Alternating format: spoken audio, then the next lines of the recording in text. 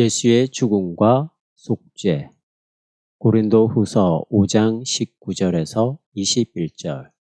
성금요일은 사람들이 일반적으로 생각하듯이 기독교의 가장 중요한 절기는 아닙니다. 가장 중요한 절기는 성금요일에 십자가 처형을 당하신 분의 부활을 기리는 부활절입니다. 예수님이 감당하신 십자가 죽음은 충격적인 사건이기 때문에 우리가 축제를 벌여야 할 이유가 없습니다. 십자가의 죽음은 로마 시대에 가장 잔인하고 고통스러울 뿐만 아니라 가장 굴욕적인 처형 방식으로서 범법자를 나무에 다는 것이었습니다. 그래서 이미 유대의 율법은 이렇게 선언하고 있습니다. 나무에 달린 자는 하나님께 저주를 받은 것이다. 신명기 21장 23절. 바울은 이 문장을 갈라디아에 보낸 편지에 인용했습니다. 갈라디아서 3장 13절. 십자가에 달린 예수님은 하나님에게 저주받았다고 말입니다. 예수님을 대적하던 이들은 예수님이 당하신 십자가의 죽음을 하나님과 똑같아지려고 하다가 받은 벌이라고 생각했습니다. 그런데 죽은 자로부터의 부활 사건을 통해서 모든 것이 새로운 국면으로 돌입했습니다. 말하자면 부활절 아침의 빛으로 변화한 것입니다. 예수님이 죽은 자로부터 부활한 사건을 통해서 하나님의 신실하심이 확증되었기 때문에 예수님의 죽음이 신성 모독죄로 인한 자업자득이라는 주장은 더 이상 설득력을 유지할 수 없게 되었습니다. 그렇지만 하나님이 자신의 아들을 죽게 했다는 사실을, 더구나 치욕스럽게 죽도록 내버려 두었다는 사실을 우리는 어떻게 이해해야만 합니까? 이런 질문은 초기 기독교에서도 부활절을 회상할 때 매우 치열하게 다루어졌습니다. 그리고 이와 연결된 일련의 대답들은 부활절로 집중되어 있습니다. 이런 주제에 대한 가장 의미심장한 사유는 사도 바울에 의해서 제시되었습니다. 예수님이 자기 자신의 죄로 인해서 죽은 게 분명히 아니라면 결국 예수님은 다른 사람의 죄 때문에 돌아가신 것이라는 말이 됩니다. 즉, 이스라엘 민족과 더 나아가서 죄를 지은 전체 인류를 위해서 말입니다. 바울은 예수님이 우리를 위해서 십자가에 달려 돌아가셨다고 진술했습니다. 갈라디아서 3장 13절. 하나님은 죄를 전혀 모르시는 예수님을 우리를 대신해서 죄 있다 하셨으며 죄인들과 똑같이 죽게 하셨습니다. 이로써 우리는 죄에서 구원받게 되었습니다. 영원한 죽음으로부터, 하나님과의 결정적인 분리로부터, 그리고 하나님과의 일치가 궁극적으로 단절되는 책임으로부터 구원받게 되었습니다. 여기서 하나님과의 일치는 바로 죄의 본질을 없애는 핵심입니다. 물론 이런 대리적 죽음을 이해한다는 것은 그렇게 간단하지 않습니다. 특히 우리 인간들은 각자가 죽어야지 누가 대신 죽어줄 수 없다는 사실 앞에서, 또한 우리 삶의 모든 내용이 죽음으로 인해서 우리의 손에서 벗어난다는 사실 앞에서 더욱 그렇습니다. 우리는 예수님이 우리를 위해서 십자가로 죽으셨다는 사실을 어떻게 이해해야만 합니까? 사도는 이렇게 진술하고 있습니다. 우리는 하나님의 아들이 죽으심으로써 하나님과 화해하게 되었습니다. 로마서 5장 10절. 이 말씀은 유럽의 기독교에서 오랫동안 다음과 같은 의미로 받아들여졌습니다.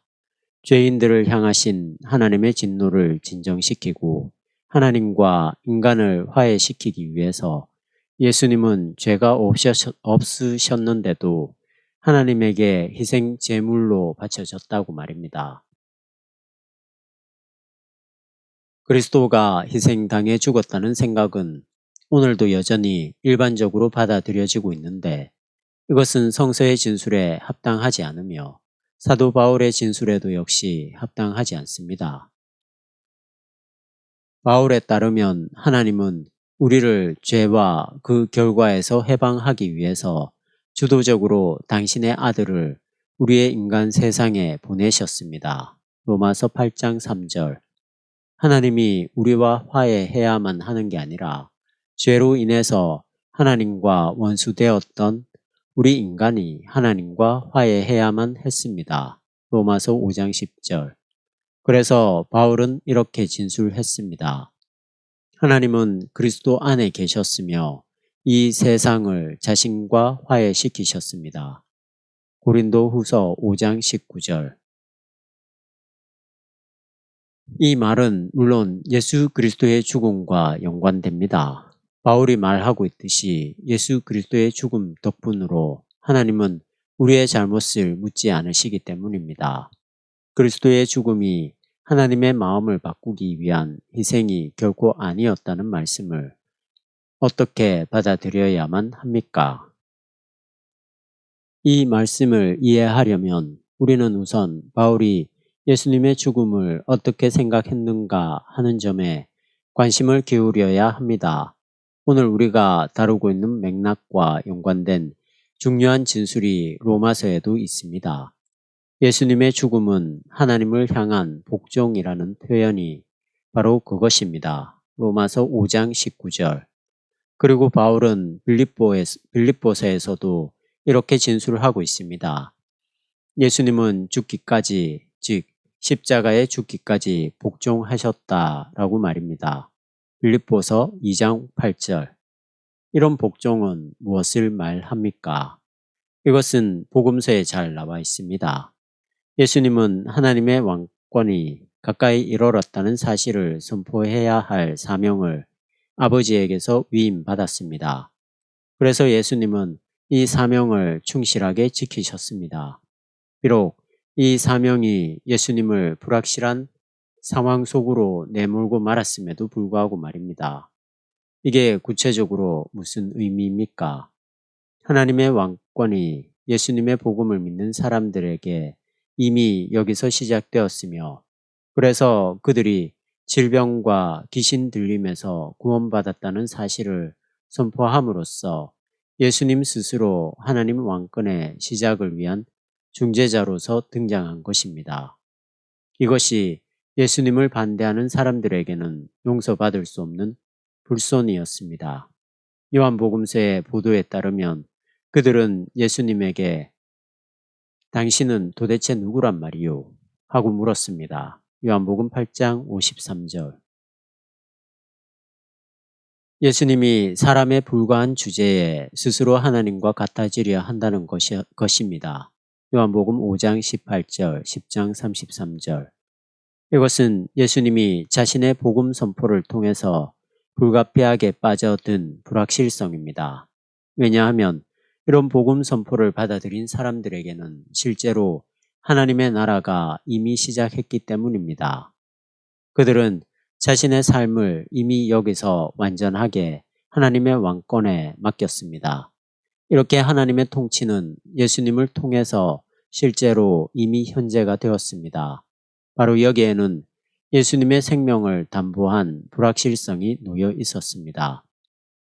더구나 예수님은 아버지에게서 받은 사명을 따르는 일과 그에게 위임된 복음을 선포하는 일을 멈추지 않았습니다. 이것이 바로 아버지에 대한 예수님의 복종이었습니다.